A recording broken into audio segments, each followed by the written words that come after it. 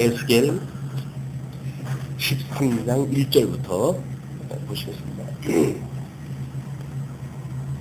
네, 여호와의 말씀이 내게 임하여 가라사대 인자야 너는 이스라엘의 예언하는 선지자를 쳐서 예언하되 자기 마음에서 나는 대로 예언하는 자에게 말하기를 너희는 여호와의 말씀을 들으라. 주 여호와의 말씀에 봉고시 없이 자기 심령을 따라 예언하는 우매한 선지자에게 화가 있을진저 이스라엘아 너의 선지자들은 황무지에 있는 여우 같으니라. 너희 선지자들이 성 무너진 곳에 올라가지도 아니하였으며 이스라엘 족속을 위하여 여호와의 날에 전쟁을 방비하게 하려고 성벽을 수축하지도 아니하였느니라. 여호와께서 말씀하셨다고 하는 자들이 허탄한 것과 거짓된 점괘를 보며 사람으로 그 말이 굳게 이르기를 바라게 하거니와 여호와가 보낸 자가 아니라 너희가 말하기를 여호와의 말씀이라 하여도 내가 말한 것이 아닌즉 어찌 허탄한 묵시를 보며 거짓된 점괘를 말한 것이 아니냐.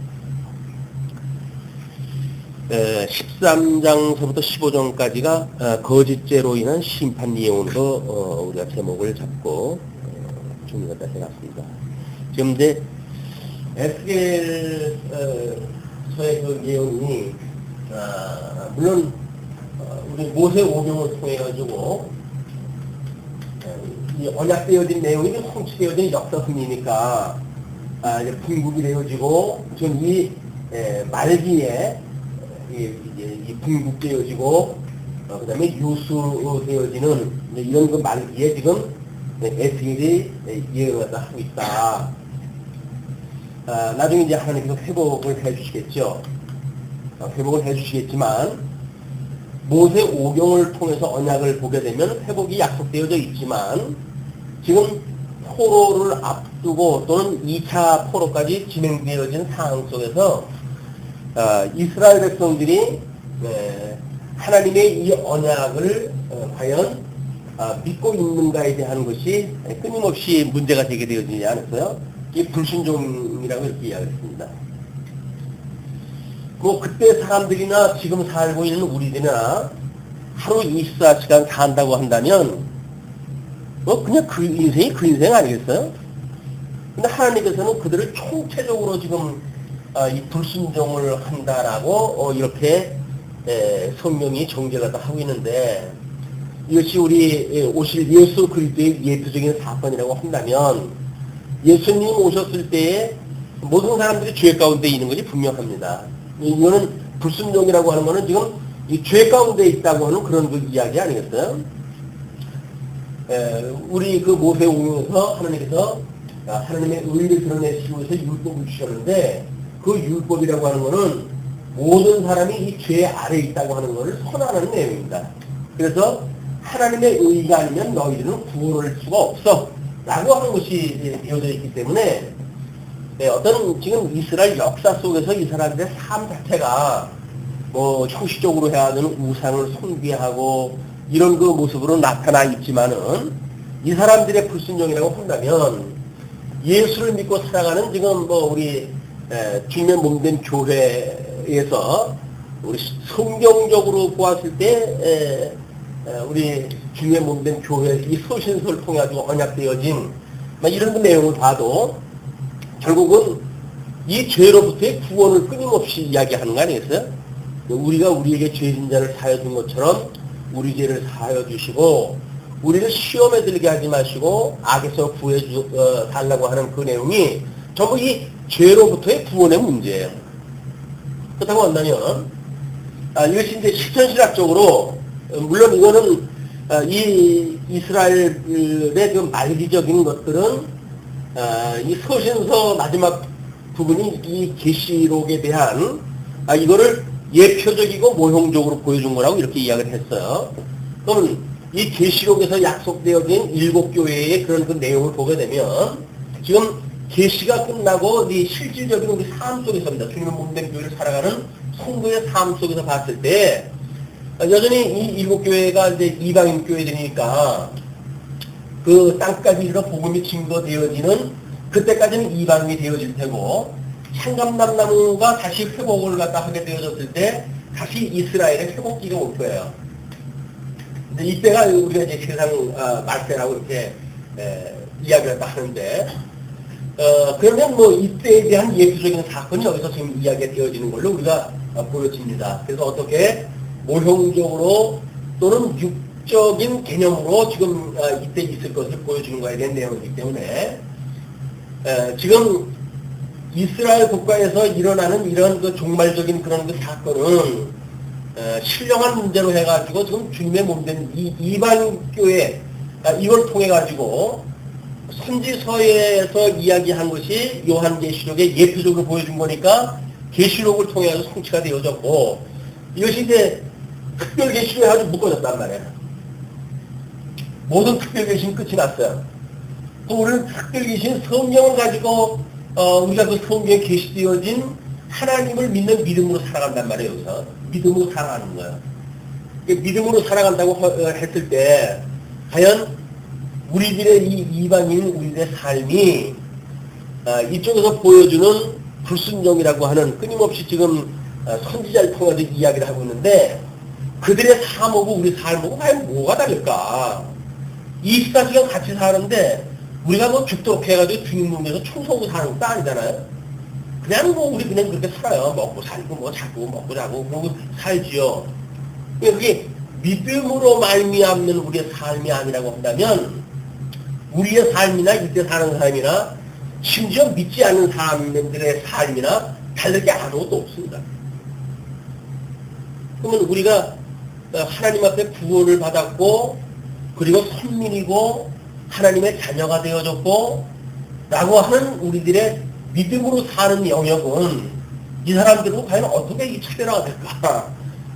이게 이제 제가 한번 이 13장서부터 15장까지 내용을 확인하고 하면서 이들 이게 참 우리들의 직접적인 문제가 아닌가 신앙생활을 한다 그러는데 우리가 그냥 주어진 삶이 대한민국의 21세기 오늘의 어떤 그런 흐름에 따라 가지고 그냥 살아가는 것들이 우리의 삶이지 크게 뭐 다른 사람도 없잖아요. 뭐 그 사람들이 추구하는 걸 우리가 추구하지 않는 것도 아니고 뭐 그 사람들이 뭐 어떤 차별화가 되어져 가지고 우리가 특별하게 다른 것도 없어요. 그러니까 뭐 우리가 성경 공부할 때가 되면 성경 공부하는 거나 다를까 다를 게 뭐가 있습니까? 다를 것이 없다고 하는 것이 이게 이제 우리들한테 심각한 고민인 것 같아요. 분명히 우리는 거듭나고 중생되어져서 예수를 그리스도로 믿고 하나님을 우리 아버지라고 부르는 하나님의 백성들인데 하나님의 백성이나 이쪽 그 불순종하는 백성들이나 달랠 바가 없다고 한다면 과연 우리 믿음이라고 하는 그 실체가 어디 있는 건가 이게 우리의 삶에 아무런 영향력도 없고 우리의 삶을 살아가는데 뭔가 붙잡아줄 만한 그런 그 지표도 아니고 그렇다고 한다면 우리들의 사는 이 믿음은 뭐 그냥 민내하고 살아가는 것이 우리 믿음인 거예요. 민내하고 사는 게 이걸 오늘 이 에스겔서의 그 이야기를 듣고 이 시대적인 어떤 상황을 우리가 읽어내는 이런 것에 대해서 실질적인 우리의 믿음으로 살아가는 성도들의 신앙생활에 있어서 실질적인 이런 것들에 우리가 어떤 하나님 앞에 찔림을 받는 또 이런 그 시간이 되어졌으면 좋겠다 이런 그 생각이 들어요. 그래서 일단 그 뭐 양은 그 15장까지 해서 많지 않습니다. 뭐 5장 같은 경우는 8절까지밖에 없고 해서 양이 얼마 많지 않기 때문에 주제를 이런 그 주제를 가지고 지금 우리가 제목 잡기를 13장부터 15장까지를 거짓죄로 인한 심판 예언이라고 하는 걸로 한 단락을 잡아놨기 때문에 이것이 끝이 나야 이렇게 한 다발로 끝이 나야 오늘 준비가 되어질 것 같아가지고 일단 구상을 그렇게 했어요. 이런 고식을 가지고 지금 포로를 앞두고 있는 이스라엘 백성들의 불순종을 책망하시는 하나님, 물론 예수님이 오셔가지고 말세가 이제 시작이 되어졌는데 예수님이 오신 초림으로부터 재림 때까지는 우리가 말세라고 그러지는 않습니까? 이는 이스라엘 백성들의 이 유수를 갖다 둔 그 말세나 우리 주님의 몸된 교회를 통해서 성취되어지는 말세나 아니면 그걸 믿음으로 사는 사람들의 말세 지말에 살아가는 우리의 삶이나 똑같은 어떤 원리가 작성이 되어질 겁니다. 이런 것들을 우리가 보고 하나님의 말씀이 우리 삶하고 뭐 그렇게 떨어져 있는 개념이 아니라 실질적인 우리의 삶이라고 하는 쪽으로 우리가 어떻게 일어나를 갖다 할까에 대한 이런 그 고민이 우리한테 이제 함께 우리가 이 시대에 가져야 될 일이 아닌가 이렇게 생각을 해봅니다. 먼저 그 13장에 보게 되면 거짓 선지자에 대한 책망이 소개가 되어지거든요. 우리가 본문 읽었던 1절부터 7절까지가 거짓 예언자들의 죄악된 행위입니다. 그럼 예언자라고 하는 그 이때 선지자들, 이때 말하는 소위 선지자라고 하는 그 이야기는 뭡니까? 이 선지자는 기름 부음 받은 자야. 기름 부음 받은 자. 그래서 지금 일어나고 있는 이 사태를 지금 이 사람들이 어떻게 해석하는가의 문제죠. 하나님께서 모든 이 역사를 섭리하신다. 그런데 이 역사의 섭리는 과거의 어떤 언약에 근거해가지고 현재 이런 일들이 이루어지고 있고 이것은 말기적으로 이렇게 이루어질 거야. 라고 하는 것이 선지자들이 보고 있는 세계관일 거예요, 이게. 하나님에 대해서 소개를 다 하고 있기 때문에 신관이 되어지고 또 역사에 대한 설명을 하게 되면 역사에 대한 이야기가 되어지고 이게 어떤 이스라엘 백성들을 지금 압제해가는 바벨론 제국까지 어떤 열방 속에서의 이걸 본다고 한다면 세계관의 이야기가 되어지겠죠. 뿐만 아니라 여기에 불순종하고 있는 그 사람들 자체를 이야기를 하게 되면 인생사에 대한 이야기가 그냥 다 언급되어지는 거예요. 그러니까 신간으로부터 이야기해가지고 지금 이 사람들이 가지고 있는 하나님의 그런 뜻을 알고 있다고 한다면 이것이 지금은 특별계시로 우리가 완성이 되어졌으니까 이건 성경관에 대한 이야기가 되어지겠죠. 선지자들이 하나님의 뭔가 말씀을 넣어주었다고 한다면 이렇게 볼 거예요. 그리고 이 하나님에 대한 신간이 구축이 되어지고 또는 이 각자 어떤 인생관으로부터 이 역대에 이르는 역사관에 이르고 이거는 이 세상 전체를 갖다 해석을 갖다 하는 세계관에 맞닿아 있는 겁니다. 그러면 우리가 성경 어느 부분을 갖다 본다고 하더라도 이런 큰 구조 속에서 우리가 이해가 되어지는 거니까 그렇다고 한다면 지금 하나님께서 그 선지자들에 대하여 뭐라고 이야기를 하시냐면 인자여 너는 이스라엘에 예언하는 선지자를 쳐서 예언을 갖다 하되 자기 마음에서 나는 대로 예언하는 자에게 말하기를 너희는 여호와의 말씀을 들으라. 주 여호와의 말씀에 본고시 없이 자기 심령을 따라 예언하는 우매한 선지자에게 화가 있을진저. 이때 그 선지자들의 역할이 지금 이 하나님의 뜻이 무엇인가에 대한 것을 전혀 관심을 갖다 안 갖고 있는, 그래서 그때 당시에 살고 있는 사람들이 귀에 듣기 좋은 소리가 무엇인가 라는 거에 관심을 가지고 소개했던 자들이 거짓 선지자들이에요. 이 거짓 선지자들은 예수님이 오셨을 때의 바리새의 그 서기관들이라든지 뭐 이런 그 모든 종교 지도자들이 이 참 선지자를 정죄했던 거짓 선지자들이었거든요. 자, 우리 이제 예수님께서 땅끝까지 증인을 삼았어요. 그럼 이제 이방인 우리 삶을 살아가면서 우리는 증인으로 살 거란 말이에요. 그럼 증인으로 삶을 사는 것이 우리가 영적 예배라고 이렇게 이야기를 했지 않았어요? 그럼 하나님의 이 뜻을 분별하고 그리고 살아가는 우리 삶이 뭐 이것이 우리들의 세계관이고 역사관이고 인생관이고 그런 거 아닙니까? 근데 과연 영적 예배를 통한 우리의 삶이 이런 구도를 전체를 어떻게 소화해내고 있고 또는 그거를 우리가 조금조금 뭐 의미를 갖다 해가면서 시대적 사명을 우리가 이해를 갖다 하고 살아가는가 라고 하는 문제는 이때 상황의 문제입니다. 그렇죠? 비록 지금 우리가 이 특별기시 바깥에서 보고 있는 이방인 시대에 살아가는 우리들의 이런 삶이라 할지라도 이것은 이때 말기적인 이스라엘 백성들이 살아갔던 삶하고 원리적으로 다른 게 아무것도 없어요. 똑같은 거예요. 그러면 우리가 이 증인으로 삶을 사는데 이쪽에서 거짓 선지자들에 대한 이야기나 우리 증인에 대한 삶이나 같은 맥락으로 이해할 수 있겠죠. 그러면 과연 우리가 이 뜻을 하나님께서 여러 가지로 보여준 감춰졌던 비밀을 여러 가지로 좀 우리한테 보여줬으니까 우리는 하나님의 이 뜻을 분별을 얻고 살아가는 것이 영적 예배란 말이에요. 근데 과연 얼마만큼 하나님께서 우리한테 보여주셨는가, 보여주는 계시, 열어서 보여주는 계시 아니에요. 열어서 보여줬다고 하는 이 계시의 문제를 과연 얼마만큼 우리가 이 하나님에 대한 뜻을 이해를 갖다 하고, 그렇군요, 하나님. 그래서 하나님과 더불어 살아가는가에 대한 문제는, 이거는 우리들한테 끊임없이 아마 하나님 앞에 당부해야 될 문제라고 보여집니다.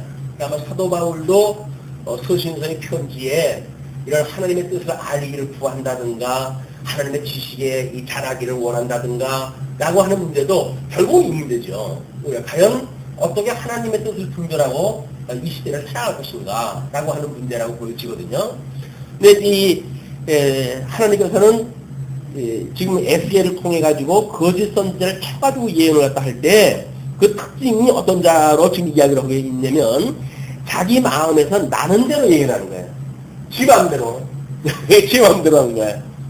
왜냐면 여기서 우리가 어떤 교회적인 입장, 개인적인 입장으로부터 또는 이 어떤 그 교회라고 하는 그런 맥락으로 우리가 보게 되면 세계관은 우리가 교회라고 하는 전체적인 맥락으로 해서 여기는 정치, 경제, 사회라고 하는 문제가 전부 포함되어 있는 곳 아닙니까? 물론 개인 생활도 마찬가지겠지만 이런 교회라고 하는 문화 속에서 이걸 본다고 했을 때 과연 하나님의 열어서 보여주신 하나님의 말씀이 증거되어지고 있는가 아니면 지멋대로 해가지고 듣는 사람들을 길을 즐겁게 해주는 이런 것으로 전 교회가 되어져 있는가는 이런 말세를 우리가 가름하는데 매우 중요한 요소라고 보여집니다. 사람들한테는 교회 나오면 복 준다고 그러고 잘 먹고 잘 살려고 한다면 그거만큼 좋은 게 어디 있겠어요. 그러나 과연 하나님께서 인생들 보고 잘 먹고 잘 살려고 만약에 세상을 만들어 놓으셨고 섭리해 가신다고 한다면 사도 바울이 이야기했던 것처럼 예수 믿는 사람들이 제일 불쌍한 사람들인지 모르죠. 이게 그런 그 목적이 있는데도 불구하고 그걸 하나도 누리지 못하고 오히려 예수 그리스도로 인하여 애매한 고난을 당하고 이렇게 되어진다고 한다면 그 사람들은 저는 바보가 없을 거예요. 또는 이 복음이라고 하는 걸 소개했다고 하면서 우리 예수님이 다 이루어졌습니다. 그러므로 여러분들의 삶은 어떠하든지 문제가 되질 않습니다. 라고 만약에 말을 갖다 해가지고 이 개인의 삶이 철저하게 그냥 자기 배를 위해서 사는 삶으로 살아가도록 우리 이 말씀이 선포가 되어진다고 한다면 이것도 문제인 거예요. 그렇죠? 이게 이제 우리 소위 어떤 이 구원을 갖다 강조하는 그런 종파에서 구원받은 사람들은 모든 행위에 대해서 문제가 없다 이렇게 이야기하는 거랑 똑같은 이야기입니다. 과연 그럴까? 하나님께서 이 선한 뜻을 분별하고 살아가는 성도가 어떻게 하나님이 싫어하시는 삶을 살아가면서도 아무런 문제가 없다고 보여지는가? 이게 과연 하나님이 열어서 보여준 그런 내용인가? 하나님의 의의가 삶을 통해서 지금 이게 드러나야 될 터인데, 왜냐면 하나님의 이 언약대로 지금 말씀이 이루어져 가니까 우리들에게 이 말씀이 들린다고 한다면 우리들의 그 역사 또는 개인의 삶에서 하나님의 의의가 드러날 거란 말이에요.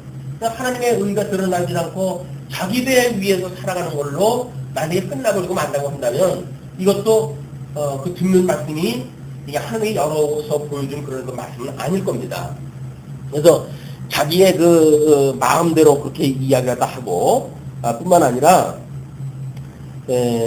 여호와의 말씀에 공고시 없이 자기 심령을 따라 예언하는 우매한 선지자에게 화를 설하는 거예요. 그러면 이때 이 사람들을 화를 선언하거나 예수님 오셨을 때 거짓 교사들에게 하나님께서 그렇게 하셨거나 뭐 그거는 뭐 우리하고 일단은 먼 일이니까. 근데 우리가 하나님 안에서 예수 그리스도를 믿는 그런 그 믿음으로 살아가는 우리들에게 하나님이 여서 보여준 막 우리들의 어떤 그 인생살이 물론 우리가 인생관을 뭐 이제 원인으로부터 해가지고 타락인, 그다음에 중생인, 이렇게 해가지고 영화인 이렇게 네 부류로 나눠놨잖아요. 우리 예수를 믿고 산다는 중생인으로서의 우리 인생관일 거란 말이에요. 중생인으로서 과연 우리 인생관이 어떠한 인생관을 우리가 구축하고 살아가는가. 물론 성경적인 명제는 예수 그리스도로 말미암아 새 생명을 얻은 자들이에요. 새로운 피조물이 된 자들입니다. 그러나 여전히 성령의 소욕과 육신의 소욕을 가짐으로 지금 광야 생활을 갖다 해가는 그런 그 성도들의 삶을 중생인이라고 우리가 분류가 됐으니까 여기서 중생인으로서 과연 어느 하나님의 기뻐하신 뜻을 분별하고 살아갈 것인가, 아니면 세속적인 삶을 가치를 갖다 추구하면서 살아갈 것인가, 갈등 속에 살아가겠죠. 물론 뭐 빌립보서에서 이야기한 것처럼 어느 곳에 이르든지 원리가 예수 그리스도를 믿는 하나님의 의로 말미암는다고 하는 믿음이 있다고 한다면 어디에 이르렀든지 그 믿음대로 살아갈 거예요, 이거는. 그러나 만약에 우리가 신앙생활을 해가지고 뭐 연조가 있고 이게 나이도 먹어가고 그러면서도 불구하고 아니 하나님의 이르기 한 대로 살아가는 거지 뭐 라고 하는 걸로 해가지고 스스로 최하위점에다가 나를 기준을 맞춰놓는다고 한다면 이거는 아마 많은 부분은 호도되어진 것이지 않을까. 우리가 참 예수 믿는다고 한다면 뭐 최하의 기준에다가 왼평 강도를 봐라, 예수 믿으니까 바로 그냥 구원받지 않았느냐 라고 하는 논리가 맞아요. 그러나 만약에 어떤 열매가 없는 이런 믿음은 헛것이라고 했더니 야고보서까지 우리가 본다고 했을 때 과연 우리는 의의 열매로 해가지고 이 발현되어지는 이것이 어떠한 열매를 맺는가도 또 우리들의 문제라는 거예요. 끊임없이. 그래서 우리가 이것이 끊임없이 우리를 이 시험에 들게 하지 마시고 악에서 구해 주십시오. 우리 인생살이라고 하는 것이 어쩔 수 없이 뭐 이 가지박 속에 살아가고 있는 건데 어디에서 우리가 잘못 뒤져가지고 이거 범죄를 했는지 모르죠. 그럴 때마다 정말 우리 하나님께서 우리를 시험에 들게 하지 마시고 그런 주어지는 사건 하나하나가 우리 시험거리가 되지 말게 하시고 그리고 이 사망의 권세로부터 우리를 건져달라고 하는 것이 영의 문제뿐만 아니라 영적으로 우리가 살려놨던 그것뿐만 아니라 나머져 있는 우리들의 이 육체의 소유에 대한 부분도 예수의 장성한 믿음의 분량까지 자라게 해주십시오 라고 하는 것이 우리들의 소망이고 우리들의 기도라고 생각이 듭니다. 그런데 그리스도인지는 그게 아닌 거죠. 여기서 어떻게든지 잘 먹고 잘 살자라고 하는 걸 이야기하니까 뭐 예레미야가 그 예언했을 때도 마찬가지 아닙니까? 지금 2차 포로가 되어져가지고 나라가 이미 국민이 다 기울었어요. 그런데도 불구하고 이 선지자들은 아니야, 하나님의 예루살렘 성은 지켜주실 거야. 그렇게 해가지고 포로로 끌려간 사람들까지도 지금 이 갈등을 갖게 한단 말이에요. 이게 하나님께서 지금 분명히 지금 심판을 진행을 해가고 계시고 3차 이제 포로가 되어지게 되면 예루살렘이 박살이 나는데 그런데도 불구하고 아니라는 거예요. 그런데도 하나님은 예루살렘을 지켜주신다. 이것이 지금 이 점점점점 꺼져가는 어떤 역사의 이런 그 말기적 이런 상황을 우리들이 어떻게 이해하는 문제인가와 상통한다고 보여지는 거예요, 이제. 그러면은 그거를 지금 하나님께서는 화가 있을진저라고 화를 선언을 갖다 합니다. 그리고 이스라엘아 너희 선지자들은 황무지에 있는 여우 같다. 이렇게 이야기를 해요. 물론 여기서 아가서에서는 울타리를 허는 포도원에 울타리를 허는 여우를 경계를 갖다 시키죠. 예수님은 당신을 죽이려고 했던 헤롯에 대하여 여우라고 이렇게 지칭을 갖다 했어요. 물론 뭐 여우도 짐승의 일종이지만 그 짐승 중에 가장 그 뭐 우리가 교활하다고 하는 그런 그 동물을 여우라고 지칭을 갖다 하니까 이 교활하다고 하는 이야기는 짐승들이 우매스러워가지고 곰처럼 때려잡는 그런 그 짐승도 있겠지만 여우처럼 교활한 그런 것이 짐승이 있단 말이에요. 그럼 여기서 이 짐승 권세가 우리가 이제 끊임없이 주님의 몸된 교회를 음부의 권세가 무너뜨리지 못하게끔 보호해 주신다고 했는데, 과연 짐승의 권세 가운데 우리가 살아가고 있잖아요.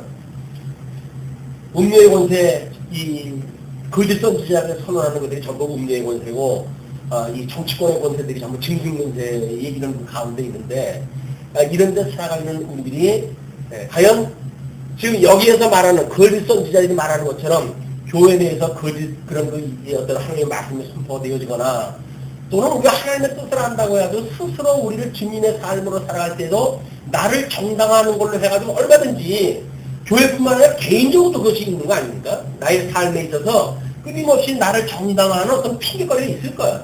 그것도 특별히 계신 성경에다 끌어다가 해가지고 성경이 이렇게 말했기 때문에 아무 문제 없어. 이렇게 우리가 생각을 하면서 이 육체의 기회를 즐기면서 우리가 살아갈 수 있는 것이, 이게 어쩔 수 없는 이 세상은 우리들의 몫입니다.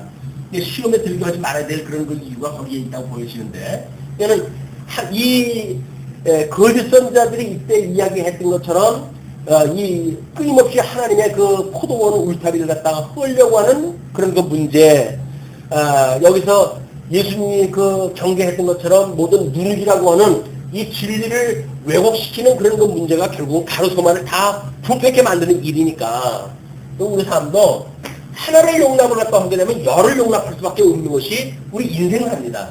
왜냐면 원리가 똑같기 때문에 그렇거든요.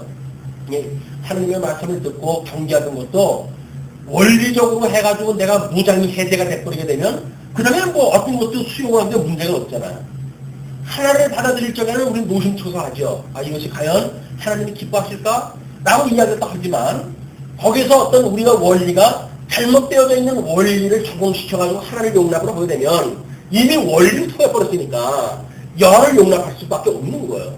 우리가 가장 작은 거를 경계하는 이유가 원리적으로 과연 맞는가 안 맞는가의 문제입니다. 그래서 이 하나를 용납하다 했을 때, 이건 하나님의 선한 뜻이야 라고 만약에 우리가 해석이 되어진다고 한다면, 그럼 그 나머지 거는 뭐 유사한 문제들은 얼마든지 들어올 수가 있는 거죠. 근데 지금 이 여우 같다라고 이렇게 표현을 또 하면서, 너희 선지자들이 성 무너진 곳에 올라가지도 아니하였으며 이스라엘 족속을 위하여 여호와의 날에 전쟁을 당비하게 하려고 성벽을 수축하지도 아니하였느니라. 물론 성벽이라고 한다면 지금 우리들의 입장으로 본다면 하나님의 말씀을 막는 방패의 말이 이제 이 믿음의 방패를 우리가 어떻게 구축을 하다 하는가, 우리의 이 믿음의 영역을 우리가 어떻게 구축하는가에 대한 이런 문제라고 보여집니다. 근데 만약에 이렇게 외부의 이 거짓 선지자의 음료의 권세, 짐승의 권세, 이런 그 권세 속에서 우리가 살아가는 거는 하나님의 은혜로 우리가 이끌려져 갈 거란 말이에요. 하나님께서 우리 주님께서 내가 음부의 권세가 무너지지 못하는 교회를 살아갈 거야 라고 해서 견인을 갖다 해주시는 것이 주님이니까, 그럼 주님께서 지켜하는 방법이 뭡니까? 결국은 성령을 보내주셔가지고 하나님의 뜻이 무엇인가 분별하면서 살아가는 방법으로 우리를 지켜주실 거란 말이에요.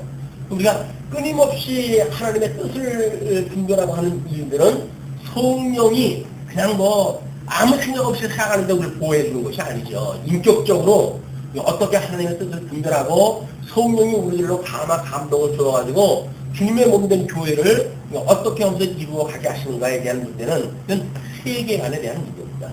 우리 성령께서 과연 주관자로 우리가 함께 하시는 분으로, 또는 우리의 진리를 깨닫게 하는 보혜사로, 또는 우리의 가장 은사를 또는 믿음을 갖다 주시는 그런 주관자로서의 성령으로 믿어진다고 한다면 성령의 감동을 우리가 끊임없이 강구해야 될 그런 그 내용이겠죠. 근데 여호와께서 말씀하셨다고 하는 자들이 허탄한 것과 거짓된 점괘를 보며 사람으로 그 말이 굳게 이루기를 바라게 하거니와 여호와가 보낸 자가 아니라. 그래서 그 점괘를 보고 이렇게 하는 일들, 어떤 방송을 봤더니 그 나라는 커피를 조질 갖다 해가지고 커피 그 액을 전부 쏟아내고 그 찌꺼기가 쏟아낸 그 모양새를 보고 점을 치더라고요. 괴라고 하는 게 그거 아니에요, 자기는. 왜냐면 그 일리가 있어요. 이쪽에 우리가 이제 이 천과 지와 이 인을 우리가 하나의 개념으로 이해를 했다. 그러니까 천지인이라고. 그렇다고 하면 이게 지금 해와 달과 또 별과 이런 하늘의 움직임이 땅에 그대로 움직여지겠죠. 이게 지금 뭐 우리 지구를 중심으로 본다고 한다면 바닷물이 밀물과 썰물이 만들어지고 절기가 만들어지고 농사를 지어야 되는 때를 갖다 우리가 구하게 되어지는 거니까 그러니까 하늘의 움직임을 모르고 땅의 움직임을 본다는 이야기는 거짓말이에요.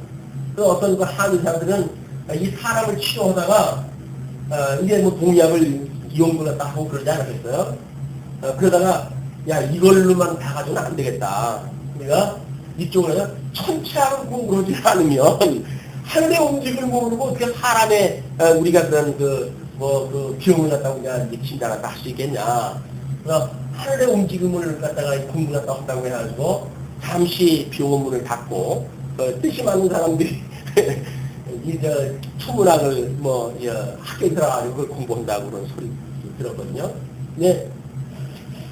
하늘에 대한 거를 연구하고 땅에 대한 걸 연구하고 이 인간에 대한 걸 연구한다고 한다면 늙어 죽을 때까지 다 해도 이거 못하고 그냥 갈 거예요. 그냥 부분적으로 하던 거를 해가지고 밥 먹고 살면 되지 거기서 근본을 찾아 올라간다고 해서 될 문제도 아니겠어요? 이것도 어쩔 수 없는 천하계의 문제인데 천하계에 대한 문제를 가지고 이걸 이루어간단 말이에요. 사람들이. 이 세계관이라고 하는 문제가 결국은 이 세계죠. 이 세계. 정계를 갖다 보면서 여기서 인간들이 기회를 일단은 이 사람들이 사람이 만약에 커피잔에 이렇게 찌꺼기를 갖다가 이제 쏟아냈다고 하더라도 거기에 남는 어떤 그런 찌꺼기의 문양이 우연히 만들어진 거겠지만 다른 이 사람이 어떤 자기의 기운에 의해 가지고 그때 뭔가 의해가 이게 만들어졌을 거란 말이에요. 근데 그걸 봐가지고 이제 촉매 역할을 갖다 하는 게 이게 하늘의 뜻이 무엇인가를 봐가지고 당신은 이런 것이 이렇게 되고 이래가지고 점을 갖다 치고 그러거든요. 이게 우상을 믿는 모든 전개가 다 똑같아요. 거짓된 전개를 보며 사람으로 그 말이 굳게 이르기를 바라게 하거니와 여호와가 보낸 자가 아니라 너희가 말하기는 여호와의 말씀이라 하여도 내가 말하는 것이 아닌즉 어찌 허탄한 묵시를 보며 거짓된 전개를 말한 것이 아니냐. 이쪽의 사람들은 끊임없이 거짓 선지자인데도 불구하고 끊임없이 하늘의 뜻대로 했다는 거예요. 그게 이제 어디 가서 판가름이 납니까? 종말에 가가지고 이게 내가 예수님의 이름으로 해가지고 표적으로 행했고 이렇게 했는데 내가 왜 나를 갖다 모른다고 하십니까? 라고 그런 데까지 이런 거 아니에요? 근데 이미 이때는 때가 늦은 거예요. 나는 도무지 모르겠다고 그러니까. 그러니까 그때가 오기 전에 하나님의 뜻을 분별하고 하나님과의 관계가 무엇인가를 정리했다 하고 그래서 이 하나님의 뜻이 이 땅에서 이루어지기를 구하고 살아가는 삶이 이게 지혜자죠. 어떤 부분적으로 그렇게 해가지고 어떤 능력을 행하고 주어진 조건을 이렇게 이야기를 하면서 이게 하나님의 뜻이라고 아무리 자기가 자기를 설득했다고 하더라도 하나님께서 말씀은 뭐예요? 내가 주지 않았는데 네가 그걸 갖다 내 뜻이라고 이야기하면 무슨 소용이 있느냐 그 얘기 아니에요. 아무 소용이 없는 거다 이게. 하나님께서 주시지 않은 뜻인데 그건 무슨 자기가 하나님의 뜻이라고 말한다는 게 하나님의 뜻입니까? 아닌 거죠. 하나님의 뜻이라고 하는 게 중요하기 때문에 우리가 이 성경에 대한 이해, 이 성경관에 대한 문제는 그래서 너무너무 중요한 거죠. 이 성경관에 의해서 우리가 하나님을 알게 되어지고 하나님을 알게 됨으로 해가지고 모든 인생관, 역사관, 세계관을 갖다 우리가 알 수가 있기 때문에 그렇습니다. 자, 그러면서 8절로부터 16절까지 거짓 예언자들의 운명에 대해서 이렇게 이야기가 되어집니다. 그러므로 나주 여호와가 또 말하노라 너희가 허탄한 것을 말하며 거짓된 것을 보았은즉 허탄한 것 이건 거짓말이에요. 우리가 이야기하는 것은 이 하나님이 실존하시는 하나님 아니에요. 이 실존하시는 하나님 영원하신 하나님 천상계를 창조하셨던 그 하나님이 계시세계를 통해서 보여준 거니까 이 계시 속에서 계시를 오해한 자들이 자기네들의 일반적인 설명은 실존에 대한 설명은 전혀 상관이 없는 거예요. 그래서 그거를 지금 여기서 허탄하다 이렇게 이야기합니다. 허탄하다. 실존에 대한 하나님에 대한 소개가 안 되면 허탄하다 그 얘기죠. 그러면서 거짓된 것을 보았은즉 내가 너희를 치리라. 나 주 여호와의 말이니라. 그 선지자들이 허탄한 묵시를 보며 거짓 것을 점쳤으니 내 손이 그들을 쳐서 내 백성의 공회에 들어오지 못하게 하며 이스라엘 족속의 호족에도 기록되지 못하게 하며 이스라엘 땅에도 들어가지 못하게 하리니 너희가 나를 여호와인 줄 알리라.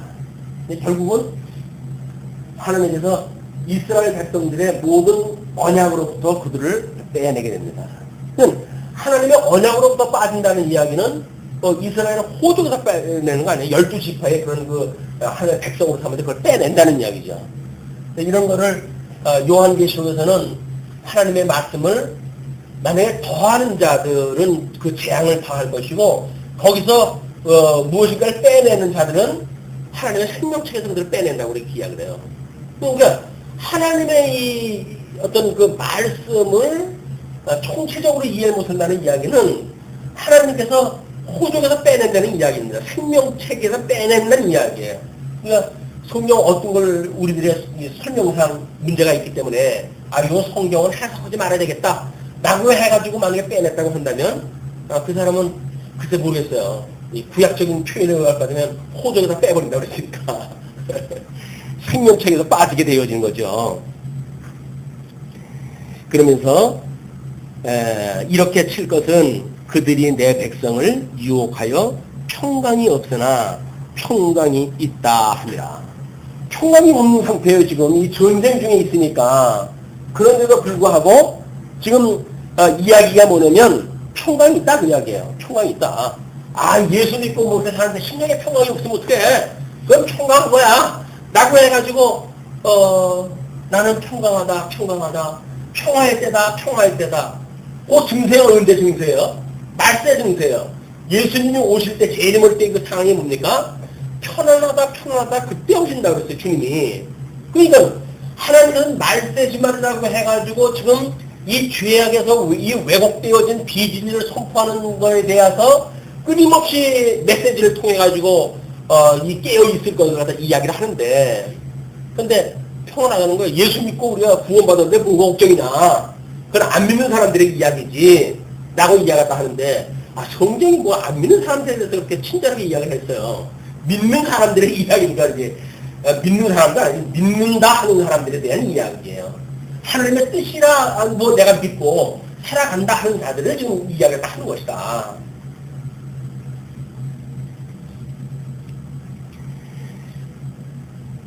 예.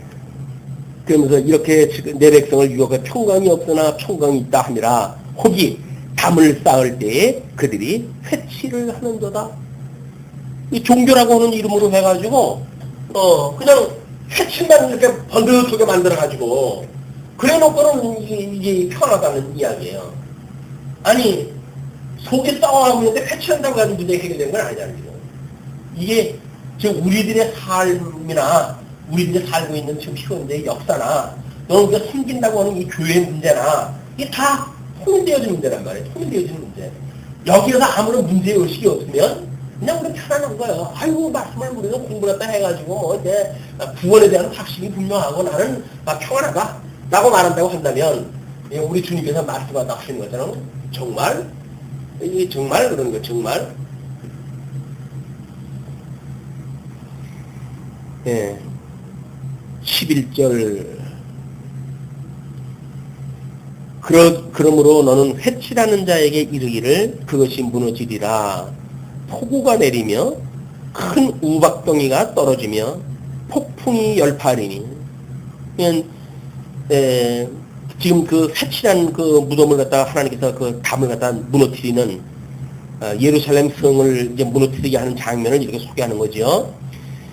그것이 무너지겠다. 너희들이 그렇게 포장한 것이 무너지겠다. 그러니까 여기서 말하는 것은 예루살렘 성이고 우리 예수님이 와서 이야기했던 것은 뭐 유대주의라고 하는 어떤 그런 아주 단단한 껍질 속에 쌓아놓았던 그런 그 종교 행위고 이것이 주님의 몸된 교회에 온다고 한다면 여전히 의식적인 그런 그 종교 생활이란 말이에요. 신앙생활하고 전혀 상관없는 종교 생활 이런 걸로 만들어가지고 그런 걸로 하나님께서 어떻게 깨뜨릴 것인가에 대한 이야기예요.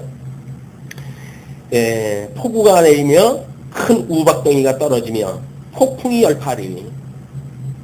그런데 우리 예수님이 산상수훈에서 이야기한 것처럼 만약에 이 하나님의 말씀을 듣고 반석 위에 집을 지은다라고 한다면, 반석 위에 집을 지은다라고 한다면, 뭐 지금 여기서 하나님과 흘렀던 것처럼 폭우가 쏟아지고 뭐 열파로 그런 사건이 만들어진다고 하더라도 그 반석은 무너지지 않을 거예요. 우리가 믿는다고 한다면. 그러나 믿지 않는다고 하는 이야기는 거기서 다 가나절 쪽에서 나갈 겁니다. 이게 하나님께서 하시는 심판의 일들이에요. 우박덩이가 떨어지고 폭풍이 열파하리니 그 담이 무너진즉 혹이 너희에게 말하기를 그것에 친한 회가 어디 있느냐 하지 않겠느냐. 이제 비웃는 그런 그 문제가 만들어지고, 그러므로 나 주 여호와가 말하노라 내가 분노하여 폭풍으로 열파하고 내가 진노하여 폭우를 내리고 분노하여 큰 우박덩이로 휘멸하리라. 결국은 그 세상의 종말이 그렇게 이제 오는 겁니다. 회칠한 담을 내가 이렇게 회파하여 땅에 넘어뜨리고 그 기초를 드러낼 것이라. 담이 무너진즉 너희가 그 가운데서 망하리니 나를 여호와인 줄 알리라. 하나님께서 이스라엘 백성들을 출애굽을 시킬 때 10가지 재앙을 주시잖아요. 그러면서 하시는 말씀이 뭐냐면 그때에 비로소 그 바로가 나를 여호와인 줄 알리라 그래요. 여호와로 안다는 이야기는 불신자들에게도 알려주시는 이야기거든요. 오늘 표현이 의할 것 같으면 회복에 참여하지 못하고 망하는 자들도 여호와인 줄 알고 망해요. 그러니까 그 사후가 괴로운 거예요. 여호와인 줄 알고 망하니까. 그래서 우리 그 부자처럼 할 수만 있으면 손가락에다 손을 한 그 물을 갖다 찍어다 내 혀를 갖다 적셔달라고 하는 그런 그 이야기가 그만큼 여호와인 줄 아니까 고통스러워지는 거죠.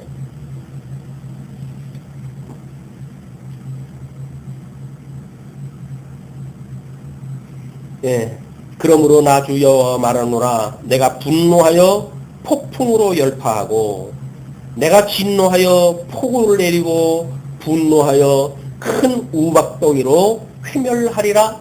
하나님께서 결국 성을 무너뜨리는 거죠. 그러면 회칠한 담을 내가 이렇게 회파하여 땅에 넘어뜨리고 그 기초를 드러낼 것이라. 담이 무너진즉 너희가 그 가운데서 망하리니 나를 여호와인 줄 알리라. 그래서 3차 그 포로 기기를 통해 가지고 이제 이스라엘은 완전히 불타고 성전도 불타고 왕은 눈이 뽑혀가지고 포로 신세가 되어지고, 그때 이게 하나님의 뜻대로 이렇게 되어진 거로구나 이걸 알 수가 있다는 거죠. 이와 같이 내가 내 노를 담과 회칠한 자에게 다 이루고 또 너희에게 말하기를 담도 없어지고 칠한 자들도 없어졌다 하리니 이들은 예루살렘에 대하여 예언하여 평강이 없으나 평강의 묵시를 본다 하는 이스라엘의 선지자들이라. 나 주 여호와의 말이니라 하셨다 하라. 증인의 삶도 만약에 우리가 예수 그리스도의 증인의 삶을 가지고 있는 자라고 한다면 우리가 평안을 강조할 때가 아니죠. 지금 신앙적으로 신학적으로 우리가 어떤 위기에 있는지가 끊임없이 우리가 이렇게 날서는 어떤 그런 그 하나님에 서 있는 것처럼 위기의식을 가지고 지금 살아가야 되는 거지. 평안하다 해가지고 뭐 이제 하나님의 말씀이 아직도 뭐 아시아 때가 끝내야 되고 이스라엘까지 시간이 얼마나 많이 남았는데 뭐 걱정하냐, 그때가 되면 되겠지 라고 너무 평안을 강조한다는 이야기는 회칠한 무덤과 다르지 않습니다. 이건 끊임없이 우리가 지금 이걸 경계예요, 경계. 그래서 그 파르트라고 하는 그 신학자가 20세기 이제 그 사람이 로마서를 쓴 걸로 해가지고 20세기를 열었다 할 만큼의 그 20세기 이전에 사람들이 그 나름대로 그래도 뭔가 뭐 머릿속에 뭐가 들었다고 하는 사람들이, 지성인들이 잠을 자고 있는 그런 그 상황이었었다. 그래서 로마서를 기록을 했다 함으로 해가지고 잠든 지성인을 깨웠다 이렇게 이야기를 해요. 그 이야기는 뭔가 위기의식을 가지도록 뭔가 이 말씀을 선포해 드렸다는 거 아닙니까? 그런데 지금 그 뭐 파르트라고는 신학자가 쓴 로마서를 가지고도 그때 지성인들의 정신을 후다닥 놀라가지고 깼는데 우리는 이 성경 66권을 통해 가지고 나름대로 어떤 성경 신학을 구축을 하고 살아간다고 하면서도 화들짝 깨기는커녕 평안하다 이렇게 살아간다고 한다면 역사 의식을 놓치고 있는 거예요. 역사 의식. 지금 역사관을 아는 거로부터 역사 의식이 만들어진 거 아닙니까? 또 뭐 우리 인생관이라고 한다면 인생의 이 근본이 무엇인가에 대한 문제인데 하나님을 정의하는가에 대한 그런 그 문제의 본질적인 문제이기도 하지요. 17절부터 19절까지 거짓 여선지자들의 죄악에 대해서 이렇게 고발을 합니다. 너 인자야 너희 백성 중 자기 마음에서 나는 대로 예언하는 부녀들을 대면하여 쳐서 예언하여 이르기를 주 여호와의 말씀에 사람의 영혼을 사냥하고자 하여 방석을 모든 팔등에 꿰어매고 수건을 키가 큰 자나 작은 자의 머리를 위하여 만드는 부녀들에게 화 있을진저 너희가 어찌하여 내 백성의 영혼을 사냥하면서 자기를 위하여 영혼을 살리려 하느냐? 물론 뭐 방석이니 뭐 이 너울이라든지 수건이라든지 하는 거는 뭐 점치는 사람의 그때의 어떤 그 모습을 표현했다 한 거니까 그것이 뭐다라고 하는 건 중요하지 않습니다. 네, 그때의 거짓 그런 어떤 종교 행위, 점치는 그런 행위를 통해 가지고 보여줬던 그런 그 모습인데 이것이 요한계시록에 나타났던 이게 포도주에 취했던 그런 그 음료의 모습하고 똑같아요. 그때 정치적인 상황에 이런 있었던 그런 그 선지자들. 얘는 나름대로 어떤 종교적인 힘의 배경에 의해서 만들어졌을 적에는 짐승 권세를 타고 놀잖아요, 그 사람들이. 그러나 말기에 가게 되면 짐승이 음료 권세를 내다 꼰졌습니다. 이게 말기 때 나타나는 이 음료의 모습이에요. 하나님께서 그 음료를 좀 선고를 갖다 그렇게 하는 거죠. 그러면서 너희가 두어 웅큼 보리와 두어 조각 떡을 위하여 나를 내 백성 가운데서 욕되게 하여 거짓말을 곧이 듣는 내 백성에게 너희가 거짓말을 지어서 죽지 아니할 영혼을 죽이고 살지 못할 영혼을 살리는도다. 결국은 두어 웅큼의 보리 두어 조각의 떡 배를 위해 가지고 호구지책으로 지금 이렇게 산다는 거예요. 그러면 이때 종교적인 어떤 가르치는 자의 일들이 이것이 호구지책이라고 한다면 개인의 우리 삶은 과연 뭘까요? 마찬가지예요. 호구지책을 위해 가지고 이건 하나님께 기뻐하시는 뜻이야. 이건 우리 구원받은 백성이니까 아무 문제가 없어. 라고 해석되어진 모든 것들이 개인의 이야기. 그것이 집단적으로 주님의 몸된 교회에 오게 되면 가르치는 은사를 가진 자가 결국 그런 말씀을 선포하겠죠. 배를 위해 가지고 결국은 거짓말을 하고 자기를 정당화하고 이런 그 일들이 만들어진다. 우리가 깨어 있어야 될 이유가 끊임없이 호심탐탐 때만 되면 이렇게 어떤 기회를 갖다 엿보는 이런 담을 흘려고 오는 여우 또는 할 수만 있으면 착한 백성이라도 삼킬자를 삼키려고 하는 우는 사라와 같이 지금 우리가 갖다 공격을 갖다 하고 있는 이 사단의 무리가 보이지 않는다고 한다면 우리는 스스로 나를 속이고 우리 역사를 속이는 거야. 그러므로 나주 여호와가 말하노라 너희가 새를 사냥하듯 영혼들을 사냥하는 그 방석을 내가 너희 팔에서 떼어버리고 너희가 새처럼 사냥한 그 영혼들을 놓으며 또 너희 수건을 찢고 내 백성을 너희 손에서 건지고 다신 너희 손에 사냥물이 되지 않게 하리니 너희가 나를 여호와인 줄 알리라. 그러니까 물론 하나님 택한 백성이라고 한다면 그 거짓 선지자들의 그런 거 왜곡되어진 진리 가운데서도 하나님께 지켜주시는 역사가 이제 이루어지겠죠. 하나님 택한 백성을 하나님께서 지키시는 분이니까. 그러나 그렇지 아니하는 자가 망하는 거는 거짓 선지자들의 미혹되어서 다 망하게 되어 있단 말이에요.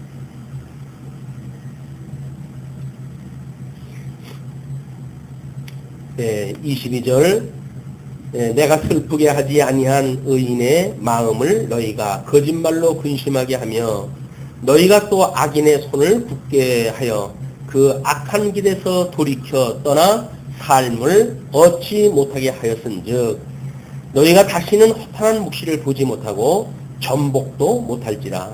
내가 내 백성을 너희 손에서 건져내리니 너희가 나를 여호와인 줄 알리라 하셨다 하라. 결국은 이 거짓 종교자들 안에서 구하는 것은 오직 하나님의 의로 오셨던 예수 그리스도로밖에 이게 가능하지는 않습니다. 이 하나님의 의로 오셨다고 하는 이 예수 그리스도, 이걸 우리가 끊임없이 붙들고 사는 것이 그거란 말이에요. 우리는 그래서 예수님이 구원을 갖다 해줬고, 우리 예수님과 한 몸이 되어졌고, 그분이 우리의 신랑이고, 그분과 더불어 살아가는 것이 우리 인생이라고 믿고 우리가 살아가고 있잖아요. 근데 삶 속에 직접 빠지게 되면 주님은 온데가 내가 없고 나만 있는 거예요. 그냥 내 어떤 삶을 위해서 내가 살아가지 뭐 주를 위해서 살아간다고 하는 이야기는 명제적인 이야기, 성경에 계시되어진 그런 그 이야기지, 내가 주를 위해서 살아가야 되겠다고 하는 나의 희생은 온데가 내가 없어지는 거예요. 이게 우리가 그 끊임없이 깨어져 있어야 되는 이유가 거기에 있다.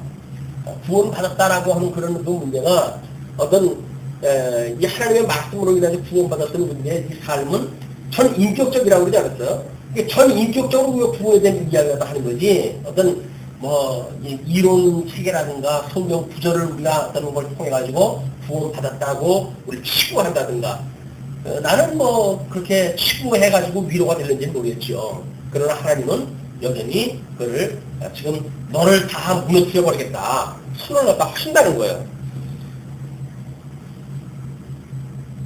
네, 이렇게 하면서 이제 14장에 넘어가게 되면 우상 숭배로 인한 심판을 이행하다 하시는데, 14장 1절로 5절 우상 숭배하는 장로들을 책망을 하다 합니다. 이스라엘 장로 두어 사람이 나와 내 앞에 앉으니, 포로로 끌려간 사람들 중에 장로 두어 사람이 지금 에스겔 앞으로 와서 앉아 있는 겁니다. 그러면서 여호와의 말씀이 내가 임하여 가라사대, 인자야, 이 사람들이 자기 우상을 마음에 들이며 죄악에 거치는 것을 자기 앞에 두었으니 그들이 내게 묻기를 내가 조금인들 용납하랴? 장로라고 하는 명색이 있으니까 그래서 지금 하나님의 말씀을 선포한다고 하는 에스겔 앞에 앉은 거예요. 당신의 말을 좀 듣고 싶다. 뭐 듣고 싶은 건지 뭘 듣고 싶은 건지 모르겠어요. 근데 뭐 이게 하나님의 말씀으로 보게 되면 어떤 자기 악의에 대한 이야기를 듣고 싶은 거지, 하나님이 어떻게 역사를 섭리해 가심으로 영광이 드러날 것에 대한 문제는 전혀 관심이 없는다는 거예요. 이야기하기를, 그런즉 너는 그들에게 말하여 이르라. 나주 여호와가 말하노라.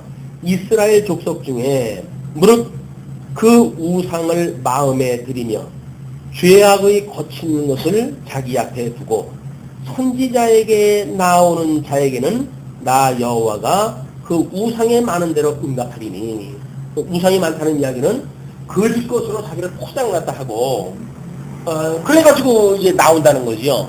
우리 예수님 오셨을 때 그 뭐 우상이라고 하는 것들은 다 예수님이 경계했던 누리기였었죠. 이제 서신에서 말한 것처럼 우리 삶에서 우리들이 우상으로 우리가 섬기는 건 다 뭐예요? 다 탐심이에요. 하나님께서 주신 것에 대한 어떤 이런 우리가 기뻐하는 것이 아니라 내가 내 배를 위해서 추구하고 있는 모든 것들이 좀 탐심이란 말이에요. 그러면 그 탐심에 대한 문제가 하나님께서 그거대로 이제 갚겠다, 그 이야기죠. 이는 이스라엘 족속이 다 그 우상으로 인하여 나를 배반하였으므로, 하나님의 이 예수를 그리스도로 믿는 오직 하나님의 의만을 의지하는 복음적인 원리로 본다고 한다면 이 이야기예요. 그럼 하나님의 의로 말미암은 이 의의 실현, 발현라고 하는 그것도 여전히 하나님의 의로 말미암는 거란 말이에요. 근데 하나님의 의로 말미암는 걸 원치 않냐고 뭘로 원한다? 우리 추구하고 있는 뭐 자기 의를 가지고서 추구하는 세계가 있단 말이에요. 이게 그게 우상을 섬기는 세계다, 그 이야기죠. 그런즉 너는 이스라엘 족속에게 이르기를 주 여호와의 말씀에 너희는 마음을 돌이켜 우상을 떠나고 얼굴을 돌이켜 모든 가증한 것을 떠나라. 지금도 예수님 앞에서 무슨 율법을 가지고 행위를 가지고 구원을 받는다고 하는 모든 이론들 앞에서 떠나야 될 이유가 있는 거고, 또는 그 복음을 믿는다고 하는 우리들이 여전히 하나님의 의를 위해서 살아가는, 그의 나라와 의를 구하는 삶이 아니라 나의 배를 구하고 나의 평안을 위하는 삶으로 우리가 살아간다고 한다면 그걸 떠나라, 그 얘기나 마찬가지입니다.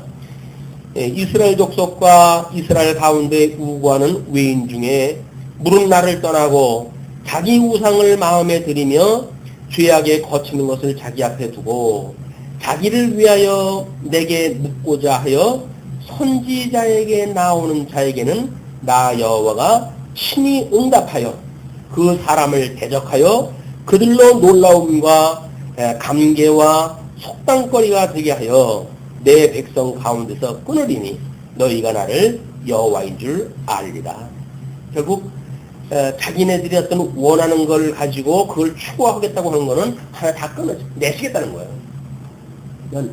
천지를 창조하고 인간에게 언약을 하시고 하는 그 이야기는 하나님의 영광을 드러내기 위한 거지, 어떤 인간의 안위와 인간의 행복을 위해 손대가는 게 아니잖아. 근데 우리들은 끊임없이 하나님의 뜻하고는 상관없이 우리들의 어떤 인간사의 행복을 위주로 해가지고 우리가 포커스를 맞춰서 살아가니까 하나님의 뜻하고는 전혀 맞지 않는 거야. 하나님을 우리가 경외하는 것이 인생의 본분이라고 하지만 그런 거 하나님보다는 내 안위가 좀 문제지. 뭐 하나님이야 구원 뭐 시켜주려면 구원 시켜주시고 말하면 말고 하나님 뜻이라고 우리가 시골하다 해버리니까 이렇게 하면서 우리가 신앙생활하고 있는 것이 우리의 실제 모습이다. 예. 우리가 성도라고 하지만 정말 예수를 그리스도로 믿고 새 생명을 얻었고 영생을 얻었고 새로운 피조물이 얻었고 그러므로 예수 그리스도 안에 우리가 나는 죽어 웃고 주님만 나한테 있습니다. 나는 신앙 고백의 본질을 가지고 살아가는 것에 대한 문제는 끊임없이 우리가 깨어서 이걸 살피는 문제다.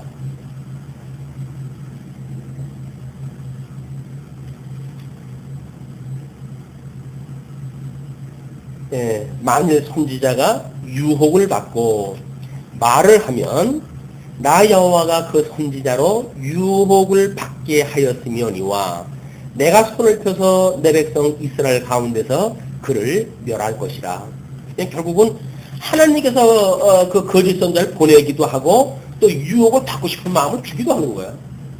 마음에 그런 그 말을 왜 듣는가? 거짓말이라고 그렇게 듣지 않냐고 그 말을 듣는 것도 하나님을 망하게 하시기 위해서 그렇게 하시는 거죠. 선지자의 죄악과 그에게 묻는 자의 죄악이 같은즉, 예, 묻는 사람이나 말하는 사람이나 다 같은 족속이에요. 각각 자기의 죄악을 담당하리니 이는 이스라엘 족속으로 다시는 미혹하여 나를 떠나지 않게 하며 다시는 모든 범죄함으로 스스로 더럽히지 않게 하여 그들로 내 백성을 삼고 나는 그들의 하나님이 되려 함이니라. 나주 여호와의 말이니라 하셨다 하라. 그러면 이스라엘 족속으로 다시는 미혹하여 나를 떠나지 않게 하며 다시는 모든 범죄함으로 스스로 더럽히지 않게 하여 그들로 내 백성을 삼고 나는 그들의 하나님이 되려 함이니라. 하나님께서는 가장 이 속에까지 집어넣어가지고 7번 연단한 금과 같이 만들어도 회복을 해서 너희는 나의 백성이 되어지고 나는 너희 하나님이 될 거야 라고 했던 그 언약을 이루어 가신다. 이거는 우리 예수님이 오셔가지고 하신 말씀도 똑같은 거죠. 끊임없이 우리가 우리 이 환난 날에 기뻐하라 라고 하는 그 이야기는 성도들한테 왜 환난을 이야기를 합니까? 그 이야기는 평안하지 않다는 거예요. 지금 말세의 이 세상살이라고 하는 건 평안한 세상이 아니라는 이야기예요. 육적으로 우리가 배불른 세상에 사는지 모르겠죠. 그러나 신령한 문제로 보게 되면 호시탐탐 우리의 그런 그 공경할 때 해오는 무리들 속에 우리가 있는데 우리가 어떻게 평안한 시대에 살고 있겠어요? 이 위기의 시대를 평안하다고 오해가 하는 그것이 이게 거짓 선지자들의 말을 듣는 사람들의 모습이란 말이에요. 세상이 괜찮아. 지금 이 좋은 세상을 누리는데 너 그렇게 누리고 살면 되는 거지 라고 이야기를 한단 말이에요. 근데 과연 그럴까요? 이게 우리를 위해서 주어진 환경일까요? 이 환경은 주를 위한 환경으로 주어졌다고 한다면 주님의 몸된 교회에 살아가는 성도들의 모든 사회적인 문제, 경제적인 문제, 정치적인 문제가 이게 뭐예요? 죽으라는 얘기 아니에요? 사제생의 그 복음의 이야기 아닙니까? 연죽보의 이야기 아닙니까? 그리고 공급치에 대한 이야기란 말이에요. 끊임없이 우리 세상이 말하고 있는 것들에 정반대의 어떤 생각을 가지고 살아가라. 그것이 주님께서 함께 하시는 표징이다. 그 이야기예요. 근데 그분하고 같은 뜻을 안 가지고 살면서도 주오고 나오고 한 몸이다라고 말하면 주님께서 그래 너 참 잘했다 이렇게 할 까닭이 없잖아요. 주님하고 생각이 같다는 이야기는 그런 문제에서 매우 중요하다. 우리가 삶을 사는 이런 가족도 마찬가지고 뭐 사회도 마찬가지고 다 그렇겠지요. 과연 우리가 어떠한 뜻을 가지고 살아가는가에 대한 문제. 그러면서 여호와의 말씀이 또 내게 임하여 가라사대 12절부터 20절까지 자기 의로만 자기 생명을 구원받는다고 하는 이야기를 하는데 인자야 가령 어느 나라가 불법하여 내게 범죄하므로 내가 손을 그 위에 펴서 그 의뢰하는 양식을 끊어 기근을 내려서 사람과 짐승을 그날에서 끊는다 하자. 지금 예를 드는 거죠. 비록 노아, 다니엘, 욥 이 세 사람이 거기 있을지라도 그들은 자기의 의로 자기의 생명만 건지리라. 나 주 여호와의 말이니라. 하나님께서 만약에 불법을 해가지고 하나님이 그들을 심판하시는 그때 양식을 끊고 기근을 내려가지고 사람과 짐승을 그날에 끊는다고 하는 그런 그 때가 됐을 때 지금 노아라고 한다면 실체적인 하나님의 주어졌던 그를 예표적으로 이루어졌던 인물 아닙니까? 아담을. 그래서 노아의 방주를 통해 가지고 오실 메시아를 갖다 예표적으로 보여주는 인물이에요. 그 노아가 있든지 또는 욥이라고 한다면 지금 우리 시편 기자 아닙니까? 시편 우리 시가서의 욥기의 그런 그 제자니까 그럼 시가서라고 하는 것은 형통했을 때 그때 만약에 욥이 만약에 있다고 하든지 아니면 다니엘은 지금 궁극 말기니까 포로 떼어지니까 이때에 선지서에 나오는 선지자의 대표로 해가지고 다니엘을 예를 들어요. 그래서 시가서의 예를 들어가지고 욥, 다니엘에서 예를 들어가지고 다니엘, 예언서에서의 다니엘, 그리고 예표로서의 노아. 실체와 모형에 대한 전체적인 인물을 총망라한 대표적인 그 인물을 지금 제시하다 한 거죠. 그래서 그 사람들이 거기 있다 할지라도 그들은 자기의 의로 자기의 생명만 건지리라. 나 여호와의 말이니라. 이 사람은 대속할 수가 있는 것이 아니란 말이에요. 그러니까 대속주가 이 하나님의 의가 되신 이분을 소개했던 사람들이기 때문에 하나님을 심판할 때 그들이 있다고 하더라도 하나님께서 그들이 자기의 의를 가지고 하나님 앞에 구원을 받을지는 모르지만 다른 사람들보다 대속할 수 있는 사람들이 아니다. 그 이야기를 하는 거죠. 가령 내가 사나운 짐승으로 그 땅에 통행하여 적막해 하며 황묵해 하여 사람으로 그 짐승을 인하여 능히 통행하지 못하게 한다 하자. 비록 이 세 사람이 거기 있을지라도 자기 삶을 두고 맹세하노니 그들은 자녀도 건지지 못하고 자기만 건지겠고 그 땅은 황부하리라. 나주 여호와의 말이니라. 하나님이 아니면 안 되는 거예요, 이게 지금. 이것은 인물이 하나님한테 충성을 갖다 하고 그러기 때문에 구원을 갖다 했고 이런 이야기가 아니에요. 만약에 구원이 있다고 하더라도 하나님이 했다고 하는 걸 보여주는 사건이지 이 사람들 자체가 어떤 구원 대속주가 될 수 없다. 우리는 그런 걸 놓치게 되면 복음을 놓치게 되어지는 거죠. 가령 내가 칼로 그 땅에 임하게 하고 명하기를 가라 이 땅에 통행하라 하여 사람과 짐승을 거기서 끊는다 하자. 이제 아까는 그 기근을 통해 가지고 예를 들었고 지금 전쟁을 통해서 예를 갖다 드는 거죠. 비록 이 세 사람이 거기 있을지라도 나의 삶을 두고 맹세하노니 그들은 자녀도 건지지 못하고 자기만 건지리라. 나주 여호와의 말이다. 가령 또 예를 듭니다. 내가 그 땅에 온역을 내려 죽임으로 내 분을 그 위에 쏟아 사람과 짐승을 거기서 끊는다 하자. 이거는 기근, 우리 이 기근, 그 다음에 전쟁, 그 다음에 온역. 이것이 하나님 나라의 세 가지 요소를 갖다가 징계하는 거라고 그러지 않았어요? 기근에 대한 문제는 경제에 대한 문제고, 전쟁이라고 하는 통치에 대한 문제고, 그 다음에 이 온역이라고 하는 거는 사회적인 문제라고 그랬어요. 그래서 국민, 국토, 국군이라고 하는 3대 요소를 통해가지고 이게 하나님의 나라에 대한 그 이야기입니다. 그러니까 지금 이 사람들이 다 있다고 하더라도 뭐 어떤 그 경제적인 문제의 위기 또는 이 정치적인 위기 또는 사회적인 위기에 있을 때 그 사람들이 다 있다 할지라도 하나님의 나라를 이루는 것은 하나님이 하시는 일이지 이 사람들이 할 수가 있는 것이 아니란 말이에요. 그래서 우리가 예수 그리스도를 바라보고 이 이분에 의해서 그의 의와 나라를 구하라고 하는 이야기예요. 예수님이 오셔가지고 그의 의와 나라를 구해라. 성도들이 살아가는 모든 삶은 이 의와 나라를 구하는 삶이에요. 근데 우리는 그의 의와 그의 나라는 상관이 없이 나의 의와 나의 뭐 나라 뭐 이런 것만 우리가 추구하다니까 우리 성승배랑 관계없단 말이에요. 과연 그의 의와 나라를 구하라고 했던 그 명제가 우리 어떠한 의미로 오는지에 대한 이런 재해석이 필요하죠. 20절 비록 노아 다니엘 욥이 거기 있을지라도 나의 삶을 두고 맹세하노니 그들은 자녀도 건지지 못하고 자기의 의로 자기의 생명만 건지리라. 나주 여호와의 말이니라 하시니라. 그러니까 여기서 할 수 없었던 것이 하나님의 의로 되어진 거예요. 그럼 하나님의 의로 되어졌던 것이 만약에 우리 이제 이 실질적인 실전신학적인 입장에서 봤을 때 증인으로서 살아가는 우리들에게 우리가 하나님의 의와 하나님의 나라를 구하는 어떤 이런 우리들의 삶이 아니라고 한다면 다른 사람들의 복음을 증거하는 일이 아니잖아요. 아니 나라를 자랑을 하고 나를 위해서 살아가는데 무슨 그게 예수 증거하는 증인의 삶을 살았겠어요.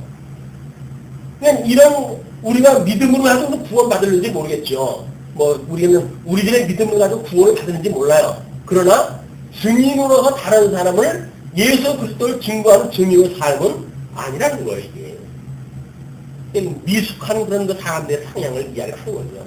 우리가 성숙하다고 한다면 끊임없이 우리는 증인의 삶을 사는 것이 나를 위한 삶이 아니다. 나는 죽고 없다고 하는 것이 우리가 세대받았다고 하는 고백인데 여전히 나를 위해 살아간다고 한다면 그게 뭐 예수와 함께 죽었다고 말할 게 뭐가 있어요. 예수님과 함께 우리가 죽고 살고 하는 것이 세대라고 하지만 여전히 우리는 그거는 전혀 상관없는 육적인 어떤 그런 그 세계관을 가지고 살아가는 것뿐이다. 자, 이제 21절에 23절까지 남은 자에 대한 구원을 약속하지요. 주 여호와께서 가라사대 내가 나의 네 가지 중 한 벌 곧 칼과 기근과 사나운 짐승과 온역을 예루살렘에 함께 내려 사람과 짐승을 그 중에서 끊으리니 그 해가 더욱 심하지 않겠느냐. 하나님께서 이 우주말적인 심판을 하실 때 지금 AI 때문에 난리 아닙니까? 그냥 땅을 구덩이에다 파가지고 그냥 오리고 뭐고 그냥 다 쓸어 담고 지금 그걸 갖다가 덮고 그런 그 일들이 진행되어지고 있는데 그것이 먼저는 돼지니 소들도 그렇게 한번 하지 않았어요? 그런데 사람이란 건 다를까요? 비용균이 발견됐다고 해가지고 길을 다 나가놓고 사람들 못 다니게 했잖아요. 그럼 뭐래? 철새에 의해 가지고 공중을 갖다 나가는 거에 의해서 만들어지는데 그러면 철새라고 하는 눈에 보이는 거에 통해서 매개체를 통해가지고 보여주니까 우리가 그래도 그걸 위기로 느낄 수가 있고 그러죠. 하나님께서 그런 매개체도 없이 중국에서 보는 황사바람 속에다 그냥 병균 집어넣어 버리게 되면 그냥 다 마시고 가는 거예요, 그게. 우리는 우리가 주어진 어떤 환경 때문에 장수하고 어쩌고 아닙니다. 하나님께서 우리를 심판하실 때가 되어지게 되면 그냥 먼지 속에다가 이 바람 속에다가 균 집어넣어가지고 이 출애굽을 때 하나님께서 그러잖아요. 그냥 개 한두 군 잡아가지고 공중에 뿌려. 그럼 내가 온역을 갖다 주겠다 그 이야기예요. 그냥 피부병이 그냥 막 발발하고. 하나님 그런 거 심판하다 하신 분인데 인간들이 뭔가 구축한 세계를 가지고 우리가 여기서 안전하다 이런 것 때는 말기적 현상인 거예요. 말기적 현상. 안녕한 때가 어디 있어요. 하나님만이 예수 그리스도만이 우리의 포구가 되고 우리의 어떤 그런 위안처가 되어지고 반석이 되어지는 거지 예수님 떠나가지고 뭐가 관계 있습니까? 예수님 안에서만 우리가 그게 위안처가 되어지는 거예요. 피난처가 되고.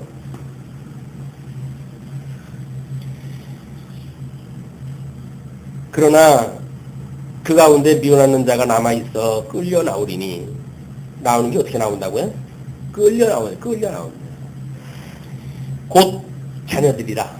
그들이 너희에게로 나오리니 너희가 그 행동과 소위를 보면 내가 예루살렘에 내린 재앙 곧 그 내린 모든 일에 대하여 너희가 위로를 받을 것이라.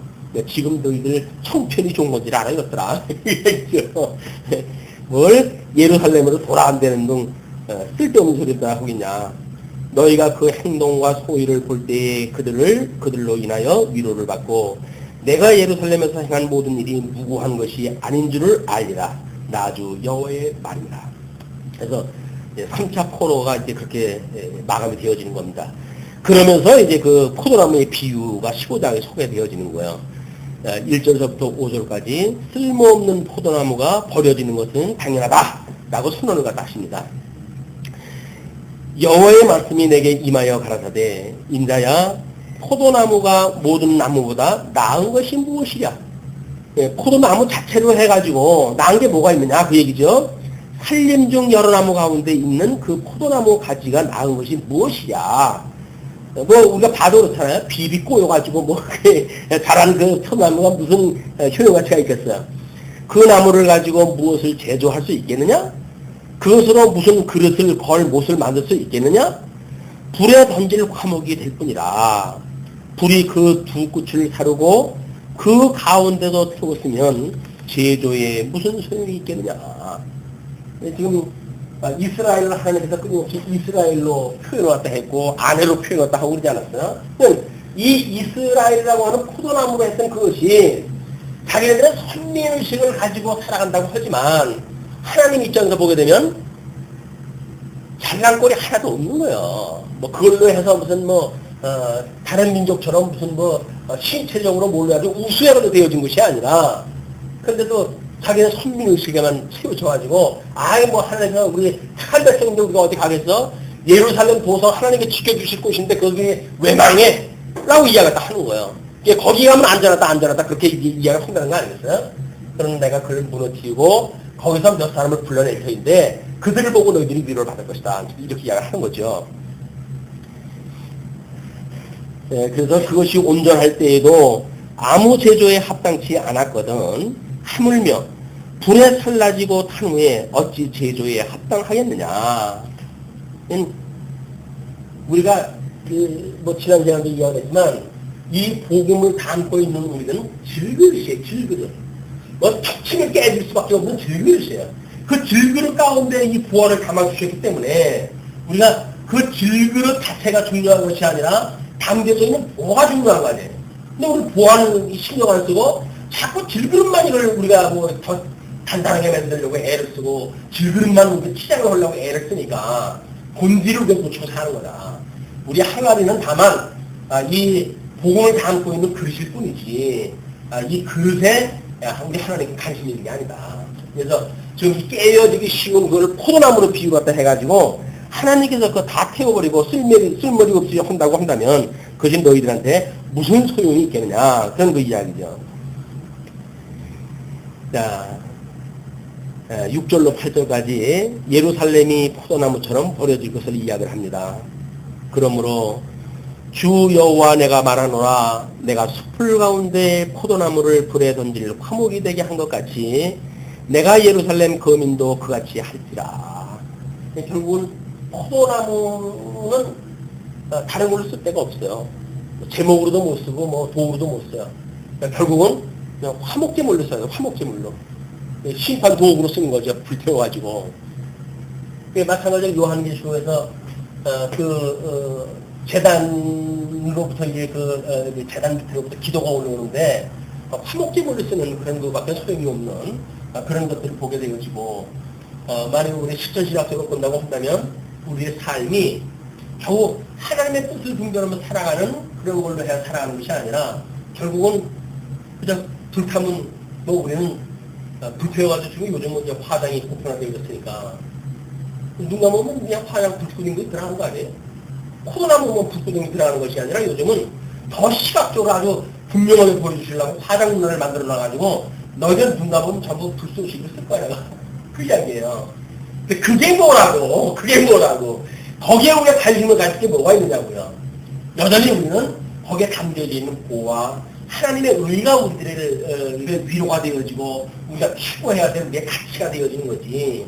그걸 담고 있는 그런 이런 불태워지면 없어질 것들, 이거를 선민의식을 가지고 뭐 택한 백성이다, 나는 택한 백성이니까 망할 리가 없어, 그러니까 뭐 나의 이 배를 위해서는 뭘 해도 상관이 없어, 이런 그 일들이 우리를 만용을 불러일으킨단 말이에요. 왜 우리가 말씀이 좋은 말씀을 가지고 살아간데도 불구하고 이런 우리들의 이 한의에 대한 문제 때문에 우리가 상처를 입어야 되는가 라고 하는 문제는 너무나 자명스러운 거지. 자명해요. 이 성경의 원리가 다 보게 되니까 하나님의 말씀을 갖게 되어지게 되면 하나님의 의의가 우리의 덕성 문제가 드러나게 되어지는 거지. 어떻게 그걸 담고 있는데 이 덕성 문제가 드러나지는 않겠어요. 우리들의 이 전인격적으로 하나님께서 열매를 내가게 하실 수밖에 없다, 우리는. 그래야 담고 있는 그릇 속에 가치가 있는 거예요. 포도나무도 열매가 맺혔을 때 그것이 가치가 있는 거지. 열매도 맺지 않는 게 축적이나 맺으면서, 그러면서 포도나무라고 해가지고 1년 내내 농부 고생이나 시키고 온다고 한다면 그 농부가 내버려 두겠어요. 팔벌이 말아야지. 우리들의 이 사업도 마찬가지다.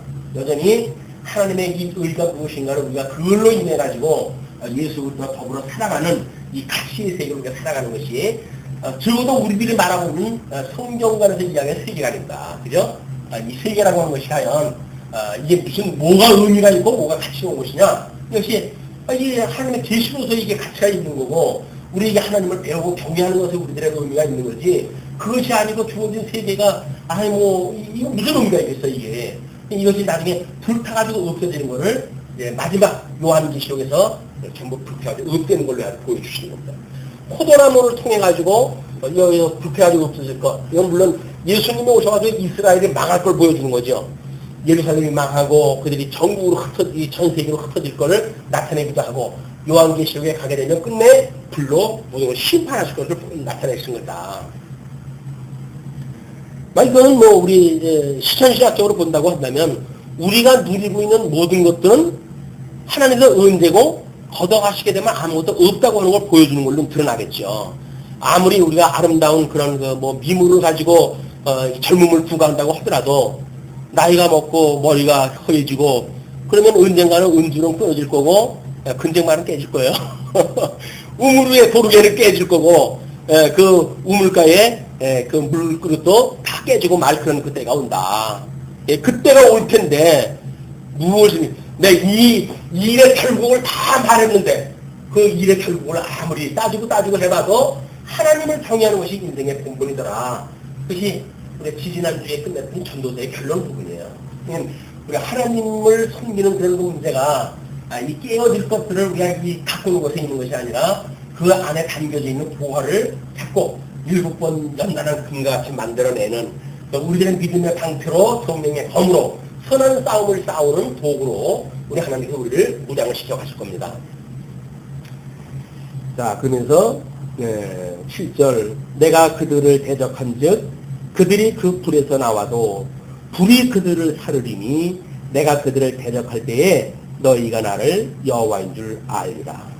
포도나무를 하나님께 다 태우고 그들이 피온다고 피해 나와도 결국은 불이 그들을 사르게 될 터인데 그를 대적할 때에 하나님께서 그들을 대적할 때에 너희가 나를 여호와인 줄 알 것이다. 왜? 모세 오경에서 언약한 대로 좀 이루어지는 거니까 저주 있는 자들 너는 집에 들어가도 저주고 나가도 들어가고 저주고 떡반죽도 저주고 다 저주해. 저주가 그 저주가 이루어지는 거니까 하나님이 여호와시구나, 언약대로 이루어가시는 분이로구나, 이걸 알 것이다. 내가 그 땅을 황무케 하리니 이는 그들이 범법함이니라. 결국 예루살렘을 이걸 황폐케 해가지고, 그래서 우리가 이사야서 이건 하나님의 의의 부분이라고 했잖아요. 예레미야, 이제 예레미야를 선민이라고 이렇게 이야기를 했고, 그 다음에 에스겔을 이거를 국포라고 했어요. 그 다음에 다니엘을 우리가 통치부분이라고 이렇게 이야기를 해서 또 세 개가 하나님 나라라고 이렇게 이야기를 했단 말이에요. 이 에스겔은 끊임없이 예루살렘 회파에 대한 이야기예요. 예루살렘 회파에 대한 이야기고, 이제 회복을 딱 하실 때에도 어떻게 예루살렘을 회복하실 것인가에 대한 이야기로 정리가 되어진다. 그래서 우리 대선지사의 그 부분에 있는 것도 지금 예루살렘을 지금 하나님께서 심판하시는 것으로 소개가 되어지는 것이 계속되어진다고 하는 걸 알 수가 있습니다. 예, 내가 그 땅을 황폐하리니 이는 그들이 범법함이니라.